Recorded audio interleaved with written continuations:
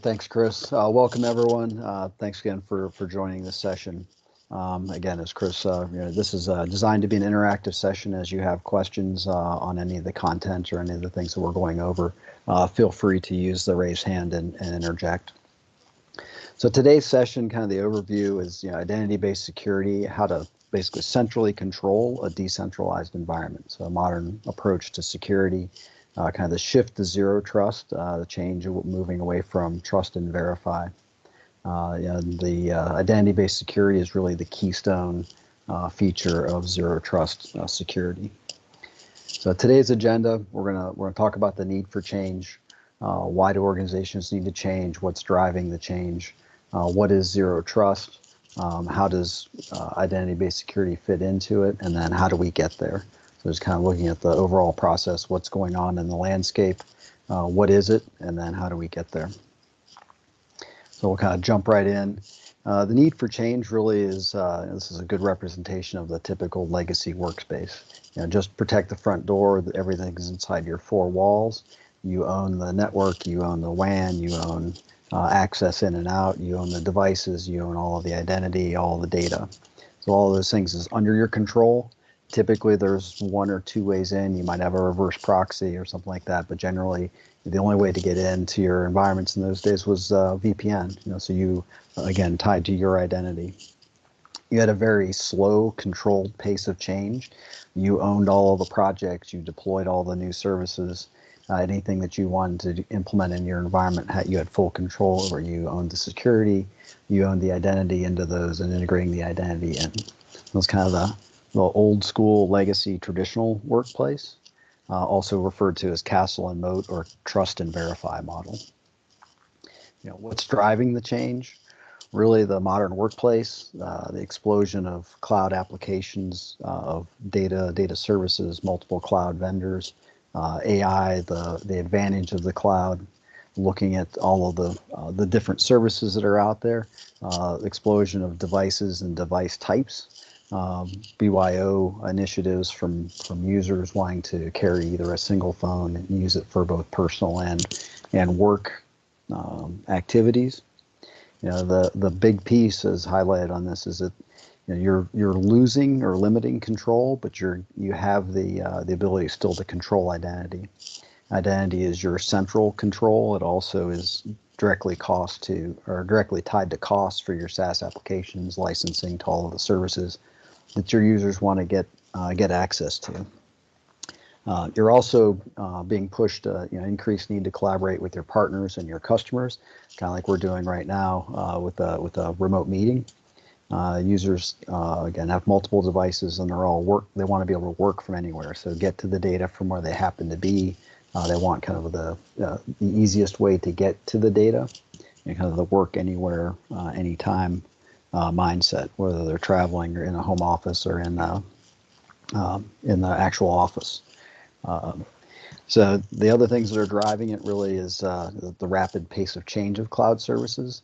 So it's a little bit out of your control. You subscribe to a service, Office 365 and the Azure services that are related to that are a great example of that. The roadmap and the Office Notification Center is pretty full of features that are under development or under deployment. Chances are that from when you first subscribed to Office 365 to today, there's a bunch of new services, and if you're not keeping up with those and know what's out there, there could be services and things that your users are using that you may not be aware of. There are some advantages gained by this environment. There's definitely a reduced adoption timeline because of lower requirements to entry. So you don't have to deploy, generally you don't have to deploy hardware and storage for those services. It's more of adopting them, configuring them, and allowing your users access. So it shifts from a hardware deployment to a adoption, change management, communications type deployment environment.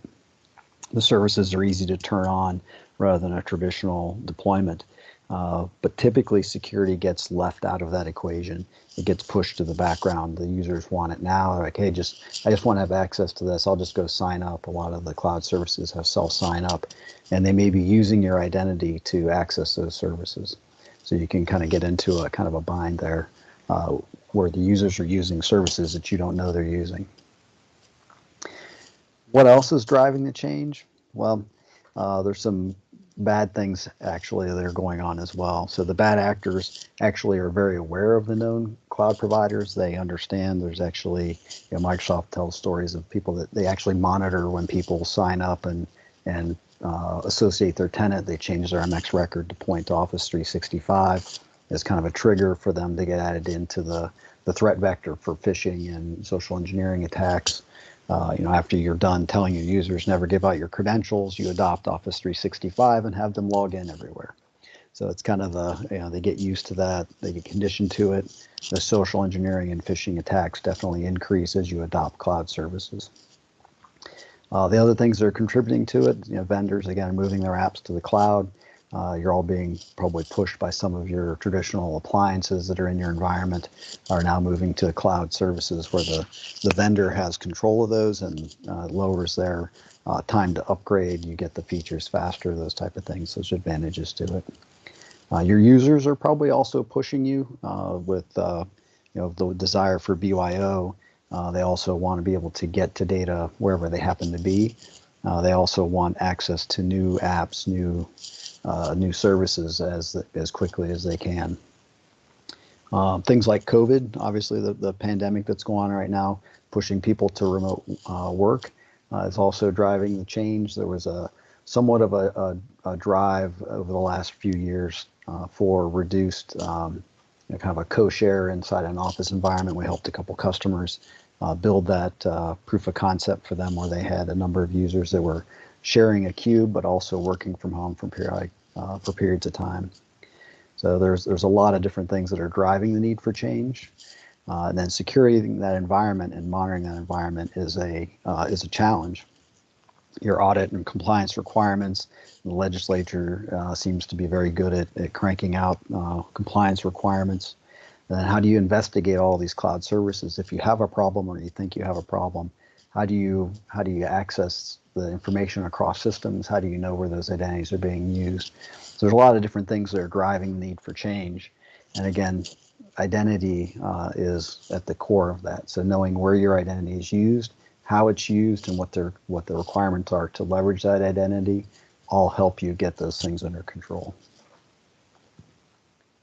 Let's talk a little bit about identity-based security. So I like this quote. I thought it was appropriate as I was putting this together. It's kind of encapsulates it. Just ensuring authentication and authorization are both secure and appropriate across all sanctioned services. So there's a lot in that statement. It's a pretty short statement, but it goes to, who are you? Where are you coming from? What are you trying to do? What applications are you trying to get to? Is your connection secure? Where are you coming from? So there's a lot that goes behind that statement, but it's a really clear and concise statement. So, identity-based security is one of the core principles of the Zero Trust framework, and we'll talk about Zero Trust here in a few minutes. Having the identity-based security also helps address some of your security challenges. So it helps you lay down that baseline of security for your environment so that you can have kind of those lower barriers of adoption to cloud services. It also puts some things in place for you to be able to be prepared for things that you're unaware of as users are leveraging their identity in other areas and other capacities, that you have a minimum baseline to capture that information, to audit that information, and ensure that the use is appropriate. All of your users generally have a single identity. It's both a good and a bad thing. As you think about the identity, if a single identity is compromised and they have access across multiple systems, 10, 12, 15 apps, then the attacker has all they have to do is figure out what services are there. They can try some of the major services and they'll have access to whatever that user has access to. It's also a good thing. Reduced accounts and integrated single sign-on, reduced sign-on type environments. It's a better overall user experience. It can help lower your costs for support, reduce calls to your help desk, that type of thing, because they've got a single account. You've got integrated single sign-on. You've got really one account to manage across the environment.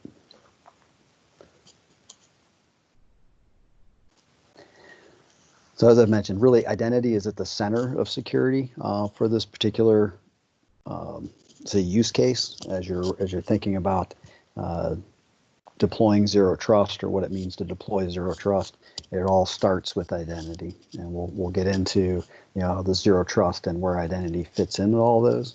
But the reality is user credentials are always at risk. I'll highlight some breach statistics. Chris and I have given a couple of security seminars in the past, but a lot of the information we get, excuse me, we get from Microsoft on the breaches and things that are going on in the world today. About 80% of the breaches are caused by compromised credentials, either weak or stolen passwords. So the password databases on the dark web are growing. The sharing and collaboration that we all do on a daily basis. The bad actors in the world are also doing similar things, and they're sharing accounts and passwords for people to try to do different things, different engineering attacks. A lot of passwords are duplicates. People tend to regionally reuse passwords, or they'll use passwords across multiple systems. Roughly about 80% of employees use non-approved apps for work, whether it's something as simple as I'm going to leverage Evernote instead of OneNote, or I'm going to leverage a Notepad Plus, just wherever the app happens to be. It may or may not be an approved app for work, and it may or may not be connected to cloud services, so you don't know where your data is going. A lot of cases, there's personally identifiable information in there. So PII is also in the social engineering world. They're going to try and get that information to either take on or take over an identity. So all these kind of build up the reasons of why user identity is kind of a core or centerpiece of all of this. Once a bad actor has compromised identity, they have the ability to get into the cloud services. They potentially can get into the device and take over the device. They can then log into your apps as you, and they kind of own your data. So that last piece is one of the reasons why, probably 2 or 3 years ago, we looked at trusted locations for multi-factor access to say, if you're coming from our network, we're not going to require it. But if the device has been compromised, even if it's on your network, and you don't have multi-factor, the bad actor can do whatever they want to do. But if you do have multi-factor, they're probably going to get caught. Microsoft looks at the authentication statistics and the things that are going on, and their estimate is that right around 99% of attacks were thwarted just by multi-factor alone.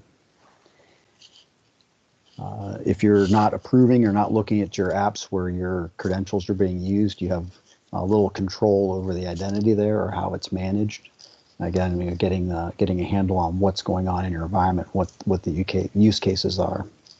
The other thing that I thought was very interesting as I was putting this together was some of the statistics around, and when I read this, I was like, well, I do the same thing. Your users are leveraging the same corporate passwords for their own personal accounts. So as opposed to coming up with a new password for my personal banking or my healthcare login or whatever, I'm going to reuse a corporate password. So it's less passwords I have to manage. So now I've got a personal email and a password that's the same as my work email and password. How much, if that bank or that service gets compromised, they're going to look at, oh, hey, this guy's got a LinkedIn profile. Here's his work. They can put 2 and 2 together. All that type of intelligence is available to the people in the bad actor community.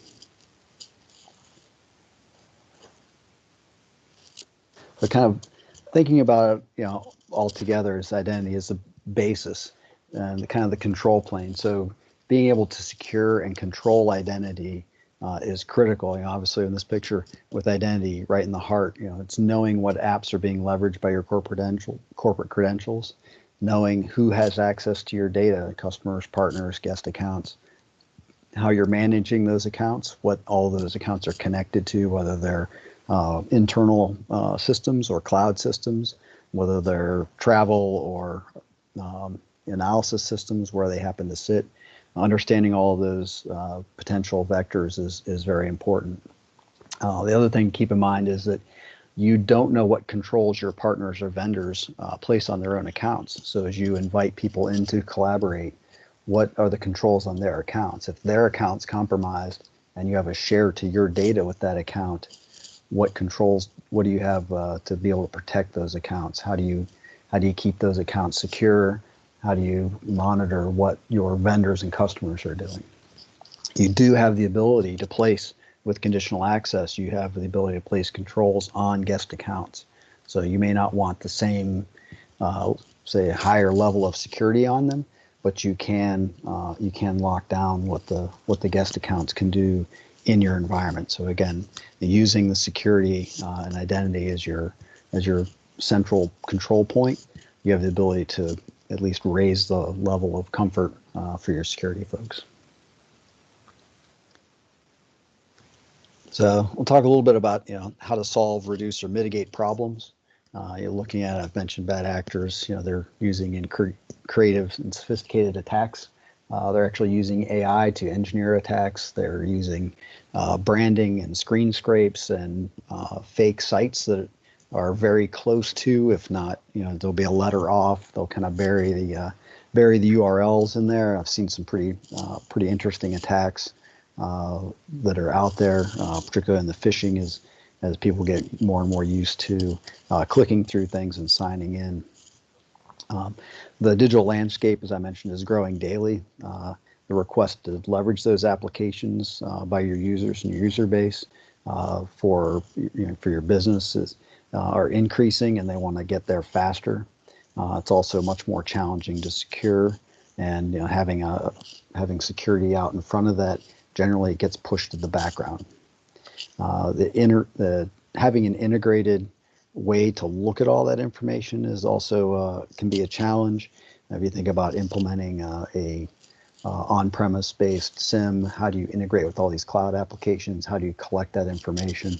It can be very costly from a time and expense standpoint to get that in, to ingest that data, to filter it, all those type of things. Well, the good news is that you can actually leverage the cloud to secure the cloud. So we'll talk about some of those kind of things in the next few slides. But the advantages of leveraging cloud for intelligent, I'll say, analysis of what's going on in the cloud, but also to connect the audit logs that are available in the cloud services that you're subscribing to, as well as how your identity is being used. So tying it into Azure Active Directory, tying it into your SIEM, and looking at those signals and being able to address it all raises your confidence level and your ability to secure your environment, your identity, and your data.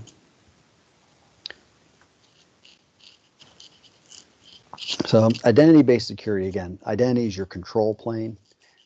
You want to be able to manage that identity, so the identity lifecycle management becomes more important.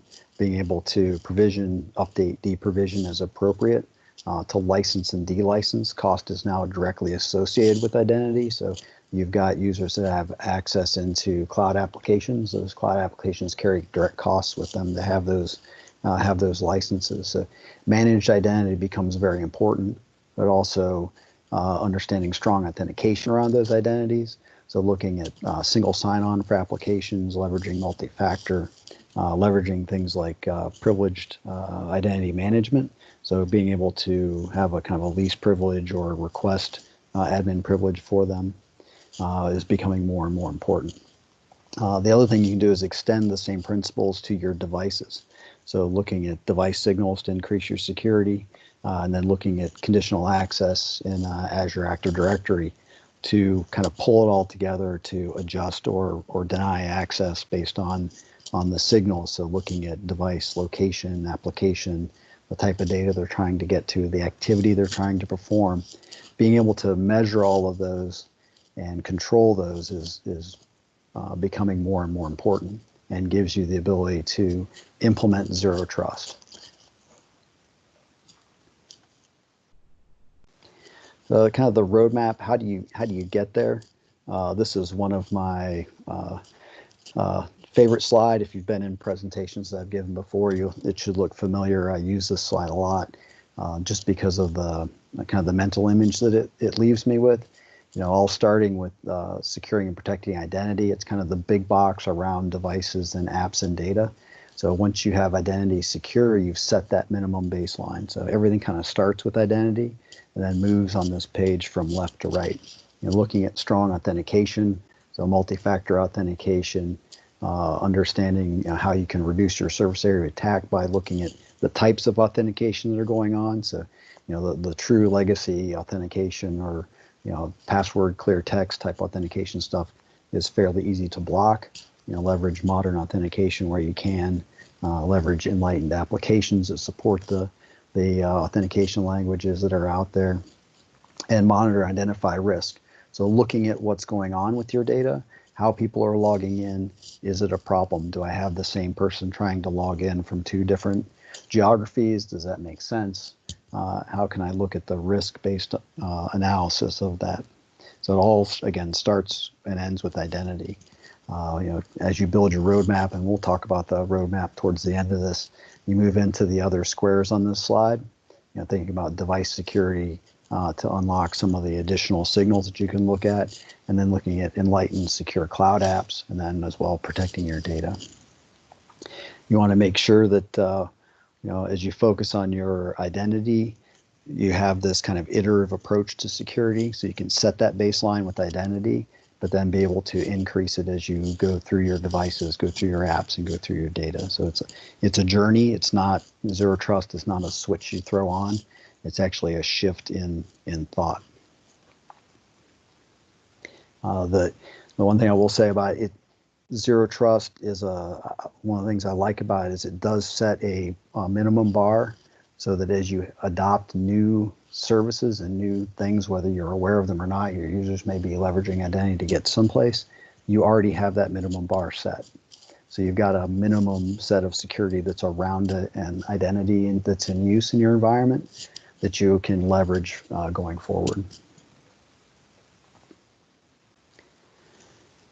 So the need for zero trust, what is zero trust? So as you shift from the traditional legacy environment to the modern workplace, why the need for zero trust? Your environments are moving from an isolated environment to a distributed environment.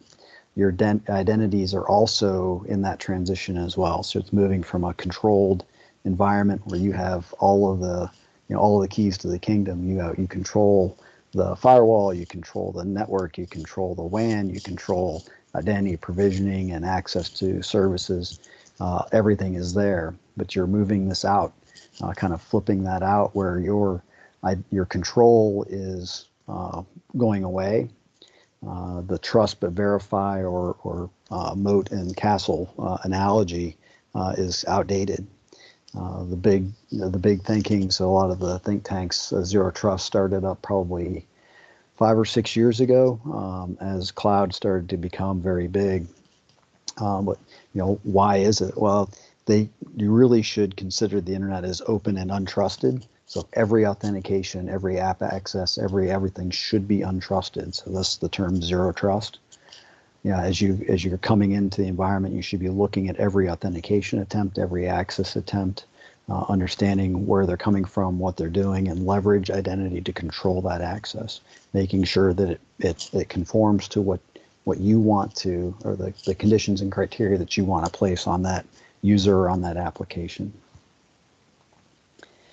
This is becoming more and more critical, particularly as you expand federated apps and SSO, so you're leveraging the single identity for multiple services.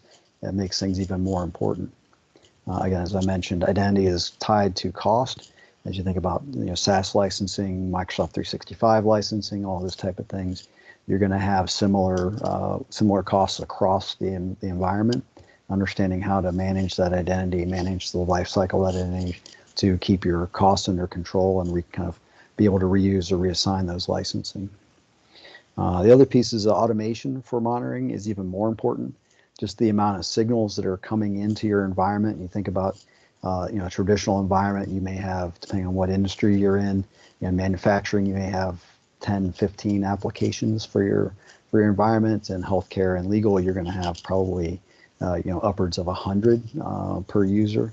So understanding how you how you secure and monitor all that internally is not all that hard. But then you think about all of the cloud applications and adding all those signals, adding all the authentication, adding the device information, and then the information you're getting from those services. It just can be overwhelming to support manual monitoring of those. So leveraging AI, leveraging automation, and leveraging conditional or risk-based access policies makes your job a little bit easier.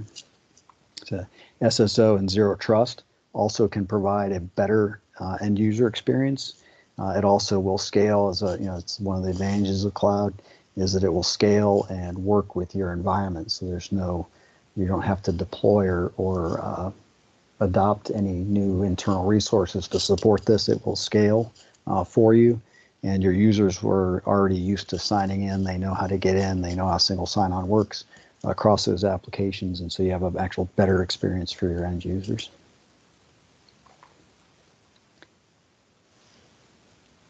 So as I mentioned, the castle and moat is kind of going away. We're really in a position today where I feel like we trust too much, where even our on-premises environments we trust and say, hey, if you're connected into my environment, then I'm going to trust your access. So if you're on the network, you're good. It can be okay, but if the device is compromised, then kind of all of that goes out the window. So what you want to do for Zero Trust is really flip the model. Start with the position of don't trust anything. Not your own environment, not your privileged IDs, not your accounts, not your partners, not your vendors. So you start from deny. So I don't trust you. I don't know where you're coming from. Who are you? So authentication and authorization. So as you come in, make sure you adopt strong authentication.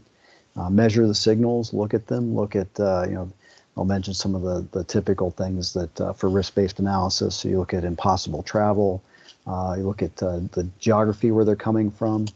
Microsoft also collects user profile data on how they're logging in, where they log in from, and they can raise risk flags based on, hey, this user typically works in the eastern side of the United States, and they're now trying to log in from Aruba or somewhere outside of that. What do I want to do with that information? So again, having that automation to be able to respond to those types of scenarios keeps your environment a little bit more secure. It reduces your attack surface area.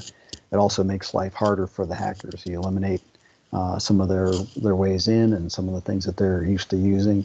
A lot of those attacks can come from out of country, but increasingly they're leveraging anonymizers and remote VPNs to look like they're coming from particular areas. So, as probably Chris or I have talked to you, location is becoming an increasingly less valuable signal because it can be faked, it can be masked by several tools fairly easily.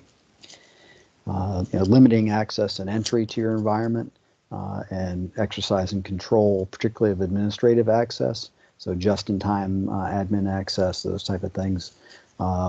Potentially leveraging split accounts for admins, even some of your service admins versus your enterprise admin type things. Also increasing your awareness. So you say monitor, alert, remediate. What's going on? Do I see a rise in attacks for a particular account? Do I need to look at that account a little more in depth? Is a user doing things that they are not aware of? Just to be able to have those logs and the alerting and reporting there and available. It can also help you with compliance as you need. If you're a publicly traded company or you're an industry, excuse me, if you're in an industry that has to report those type of things, you have that log of what's going on in your environment. It can also aid in investigations. So looking at all of those things and understanding it, again, start with the deny. Make sure your authentication signals are strong. Leverage multi-factor, two-factor, whether it's Azure or another service provider. Look at all the signals, including device and location, all of those, and then monitor, report, and remediate. So leverage automated remediation in there. So there's a number of different pieces that go in there. And then the last one really is, okay, now that I have this information, what am I going to do? Grant, deny, or adjust, right? So yeah, everything looks good. You can go do what you're trying to do, or I'm going to deny it. I don't like the device you're on. I don't like the location you're coming from. Those type of things. Or the user's okay, the location's okay. I don't like the device. So I'm off my normal device. I'm on an untrusted kiosk. I can reduce the actual access that I have where I may put in, so I can still read the information. I can get into it. I just can't copy, print, or download any information from there. So I can adjust or reduce the permissions that I would have to that application based on those signals. So you have that whole all of those options available at your disposal to be able to implement Zero Trust.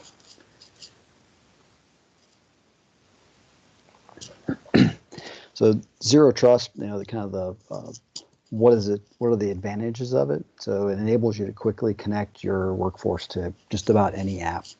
There are, last time I looked, over 3,000 apps in the Microsoft Azure App Store, and really any application that supports SAML can be connected to it. So the ability to leverage your identity and your investments in securing identity to connect to those applications increases your security posture. It also allows you to protect and govern access. So who has access, being able to recertify accounts. Can also help you increase collaboration and engagement with your customers and partners, and accelerate your adoption of some of those applications as well. You have this extensible security framework. You can, excuse me, you have the minimum bar that you set, and you can then, for more sensitive, so if you've got an HR application or a healthcare application in your environment, you can actually increase the controls for that particular application to make sure that that data is treated with a little bit more security than your standard data. And you can drive collaboration and again decrease barriers to adoption of services. So all these things are good in your environment. They make for happy users, happy employers. As an IT staff, you're able to be more flexible as you adopt these, but also be able to support the security initiatives of your environment.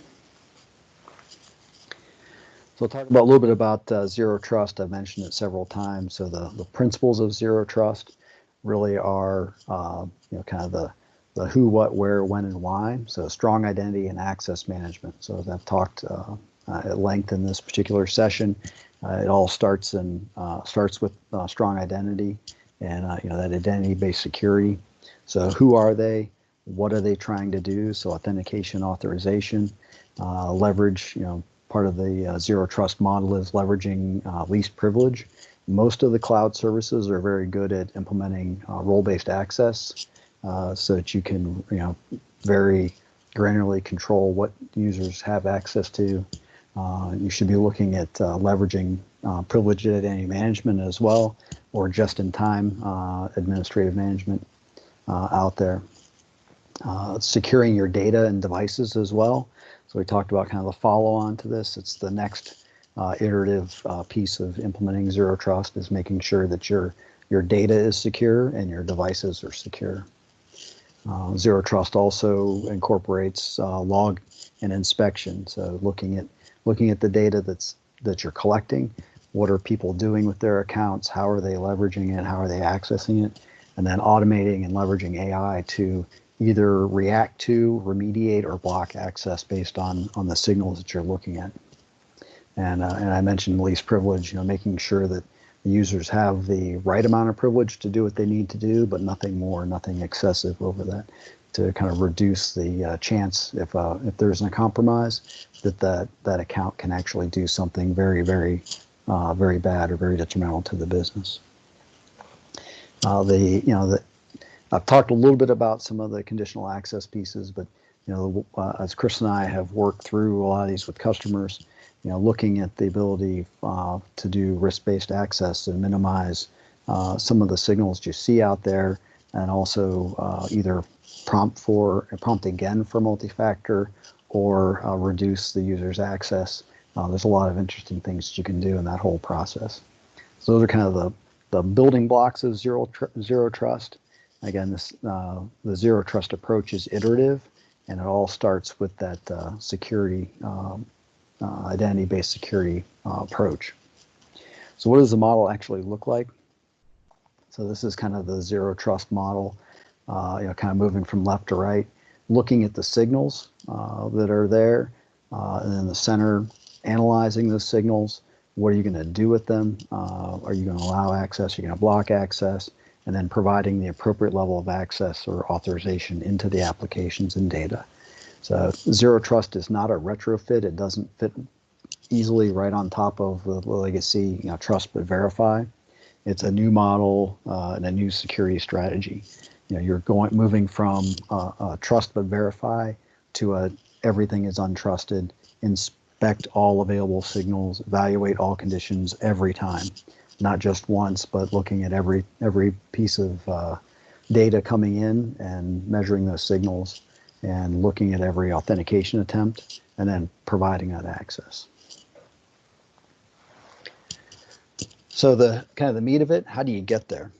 So from an information standpoint, all of you have the availability of Azure Active Directory. A lot of you, I think we've worked with to implement multi-factor. Look at eliminating trusted locations. So is it okay that my on-premise environment is trusted? Well, it may or may not be. What are the requirements? Do you have NAP and NAC implemented in your environment? Do you have monitoring, so advanced threat in your environment? Are you monitoring Active Directory locally for compromised credentials, those type of things? Should you move to a zero trust model to not trust anything, even including your on-premises environment? As your users get more familiar with MFA, on the Microsoft implementation of MFA, it's not a prompt every time you log in. It's every so often, just when the signals are appropriate for it. You should be leveraging single sign-on and self-service password reset, so you've got the same security and things wrapped around it. Your users have more control over their identity. It takes you out of the middle of having to reset passwords and those type of things, but it's all wrapped in a secure environment that you can have control over. So again, it's that identity-based security piece. So I kind of put this out there as under identity, inspection, and intelligence, like the 3 I's. So, securing the identity, inspecting the signals, looking at the logs, understanding what you're doing, and looking at the intelligence on it. So reacting to those signals, leveraging the cloud to protect the cloud is becoming very important. This also will help you protect against known and unknown threats. So threats are new, they're coming out all the time. If you have these things in place, you're already going to have a leg up on preventing those. It's not 100%, but it's much better than, as I mentioned, just having MFA is going to prevent about 99% of your compromised credentials. So if they have to provide that secondary authentication proof up, then you're going to have an easier time with adoption. So again, I've mentioned it a couple of times. There's so many signals being produced. You think about all of the data that's coming in. Some of you, I know, already have a SIM. But as you start collecting that data, it's an avalanche of data. There's so many signals. Keeping up with the analysis and requirements, it becomes increasingly important to have some intelligence around what you're doing, looking at that information and being able to respond, even if it's just an alert or an automated response, depending on what services you're subscribed to. So speaking of services, what are some of the available tools as subscribers in the Microsoft ecosystem? There's a lot of different things that are out there, so we'll talk about all the overall landscape. You all have Azure Active Directory at some level. It's kind of the linchpin of a lot of this. Azure Active Directory provides conditional access and those signals, and it's that central repository for your identity, how users are authenticating. You have the options of Intune for Cloud App Security or MCAS. You have the options for information protection. So it's formerly called Azure Information Protection. It's being transitioned to Microsoft Information Protection. And that allows you to classify and protect your data depending on your license level. That can be automated as well to automatically protect or suggest particular labels for your information. Protecting your data, then if there is a leak, they still have to have the proper credentials through the rights management service to be able to actually open that information. Looking at advanced threat, so kind of on premises, you have the ability to do advanced threat, leverage the power of the cloud to look at the advanced threat analytics and detect the breaches before they cause any damage. And then extending things out, you have the Defender, Microsoft Defender for antivirus, advanced threat protection. It can be the policy engine on the endpoint and allows you to extend your logging and your analysis to your endpoints in the environment. I also have mentioned privilege identity management a few times. It is an extended license, but you can leverage privilege identity management to request any elevated privilege that you want and log those things so that you don't have any accounts sitting with permanent admin access. So next step, so I mentioned this is an iterative session or iterative process.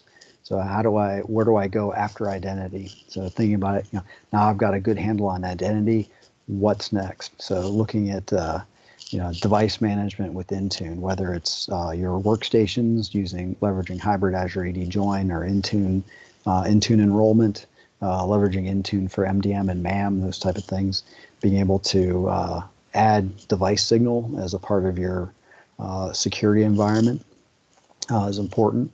Leveraging privilege identity management, so no permanent elevated access. You also have the opportunity to restrict admin access to a location or a device. So I'm only going to allow administration of the service from on-premises or from a domain-joined, hybrid Azure AD joined enrolled machine. So those type of things. You should have or be considering delegated or dedicated admin accounts. So your normal user accounts don't have any permissions or extended permissions on them. There are some exceptions to that as you think about like service desk or operator account admins, those type of things, where it doesn't make sense. But look at dedicated admin accounts. You also should have what Microsoft refers to as break glass accounts. So they're secured accounts that are cloud-based only. If you lock yourself out of your environment as you implement these controls, which I've had happen, you have the ability to leverage a break glass account to regain control of your environment. It also helps if there's a catastrophic breach and someone takes control of your environment. You do have a break glass account out there that you can leverage to remediate that. We do have a number of future sessions on a lot of these other topics coming up, and I'll turn it back over to Chris to talk a little bit about that, and then we'll open it up to questions and answers. Thanks, Jim. So as Jim mentioned, this is the first part of our 6-part series. We do have the schedule up here for the other sessions, which I believe most of you have already registered for. So we look forward to seeing you at those sessions. But the topic that Jim just discussed with the identity-based security approach, this sets the foundation to all other security that we'll be talking about in these other sessions, because if you don't have a strong security approach or a strong security posture or identity posture, I'm sorry, everything else that we talk about, from reducing the attack surface, monitoring and managing access, controlling app access, all those topics, the identity will be your Achilles heel if you don't have a good handle on what your identity structure is. So I appreciate your insights here, Jim. We can move on to the next slide here and open up the floor to any questions. We didn't have any come in during the presentation other than Rick, but I want to take this time, if there's any questions that we can address those, even if they're loosely related to identity. Great, bring them up. We'll talk about whatever you have on your mind. Question, Harry here. how does the Exchange Threat 2 compare to your discussion here, and how effective? I believe it monitors web links embedded within emails, but how does that fit into your strategy, and how effective is that? Chris, I can take that if you want. Yeah. So Exchange, obviously, I mentioned, kind of social engineering and the phishing attacks. Actually, one of Rick's questions, the social engineering. So being able to take things that like leaders' names and social engineer those, and then send them in from the display name looks right, but the email address is different. So, hey, Harry, send me, this is Lowell, send me your information on this. And you go, okay, yeah, I'll do that. The advanced threat pieces in Exchange are getting better and better to be able to trap those. We have a number of our customers that leverage third-party solutions, whether it's Barracuda or Proofpoint or Mimecast, for those kind of spoofing for them. They look at social engineering. You do also have the ability on the advanced threat protection pieces to inspect links, to look at the links, whether it's in chat or in email, to protect against those as well. So it's all integrated. I just want to make a comment. I actually have set that up myself on a friend of mine's machine. And I have seen people soliciting about, hey, you haven't made your payment to Microsoft for your monthly. And, it looks just like a Microsoft site, but you can look at the link that you just mentioned, Jim, and you can see, and I forget how they rebranded, but again, with just some basics, you can see that it's a rogue thread. I found it a pretty effective tool in email for people trying to use these different social engineering tools to get people to access their sites. Yeah, thanks, Harry. Yeah, I know a number of our customers have implemented kind of testing for for phishing attacks. So they'll do a simulated attack and collect results and talk to the users that fall for it, but also help raise awareness of what the new attacks look like and how those can come in, and to be a little more savvy as you look at email and not just click through things. It's kind of, you get conditioned to putting your credentials in to authenticate to cloud services, and then all of a sudden you get one that's a little different. How do you protect yourself against those? Yeah, and I'd actually like to point out that with Microsoft does have a built-in tool for that. In Office 365, it does require the E5 license, though it's the attack simulator where you can generate your own email-based attacks. So if you wanted to create a spam phishing campaign to where you're mirroring either a service that you use, another third-party cloud service like DocuSign, you can create a fake email and see how many people you can trick in your own organization to click in the link and enter in credentials. Phishing is the #1 successful attack vector for cloud security. And the main reason for that is, Jim, you were just talking about all the identity stuff being the foundation to your security. If you give away your username and password, which is what a phishing email does, it tricks you into going to the site where you type in your username and password, you're undermining your security right there by just handing out your credentials. So, talking about things like MFA, and then even some of our other sessions coming up, we'll talk about some other ways to help protect against that. But that's a really good point, Harry, to bring up around the phishing, because that is the biggest risk from a credential-based perspective. Any other questions? Just a final comment. Even if you don't have the E5, my customer didn't, or my friend didn't, and it's well worth. I think it's like $2 a mailbox. It's well worth it. Yeah, for the advanced threat protection for Exchange Online. Yeah. Okay. That was definitely some good stuff. So I went back to the slide for the upcoming sessions that are out there. As you guys think about your environments and where you are, we've got these sessions coming up.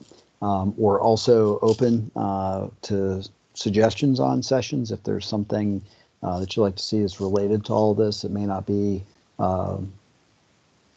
directly as a topic of one of these, we can certainly integrate some of that information in as well. So we really appreciate you guys all joining today and taking time during your lunch hour.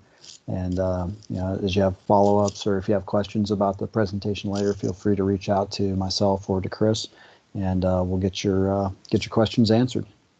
Yeah, I'll actually be sending out a survey, a follow-up survey message.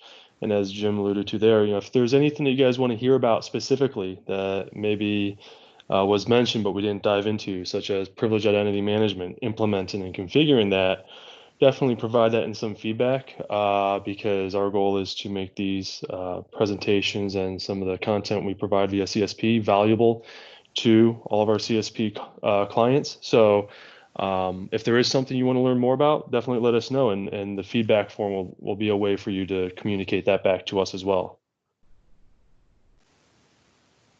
All right.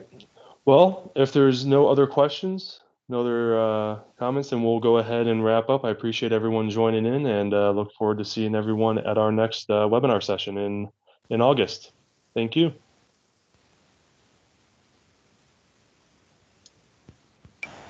Great job. Thank you.